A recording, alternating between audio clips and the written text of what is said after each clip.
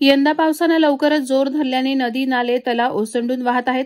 निसर्गाचं रूपच पालटल्याने तरुण पिढी निसर्गाच्या सान्निध्यात जाण्यापासून स्वतःला रोखू शकत नाही। मात्र जीवावर उदार होऊन या पावसाळी सहलीमध्ये मौज मजा करण्याची किंमत जीव गेल्यानंतरच चुकवावी लागत असल्याचं भीषण वास्तव समोर येतंय। नवी मुंबईतून माथेरानला पर्यटनासाठी आलेल्या 10 महाविद्यालयीन विद्यार्थ्यांपैकी 3 जण रविवारी संध्याकाळी शार्लोट लेक तलावात आले। सह्याद्री आपत्कालीन बचाव पथकासह खोपोलीतील बचाव पथकही रात्री उशिरापर्यंत त्यांचा शोध घेत होतं। सुमित चव्हाण वय 16, आर्यन खोब्रागडे वय 19 आणि फिरोज शेख वय 19 अशी त्यांची नावं आहेत।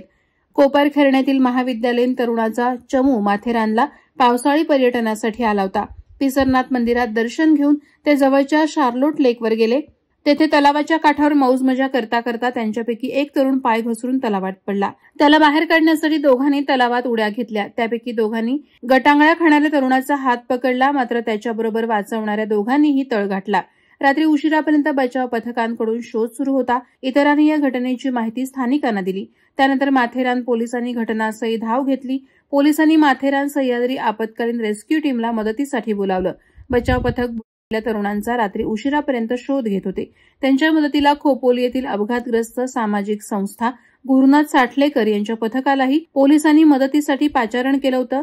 रात्री उशिरापर्यंत जीवावर उदार होऊन बचाव कार्य करण्यात आलं। त्यानंतर तिघांनाही पाण्याबाहेर काढून पुढील प्रक्रिया सुरू करण्यात आली।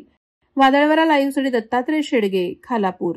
नवी मुंबई व रायगड जिल्ह्यातील ताज्या बातम्या आणि घडामोडींसाठी सबस्क्राईब करा वादळवारा लाईव्ह चॅनल आणि दाबा बेल आयकॉन।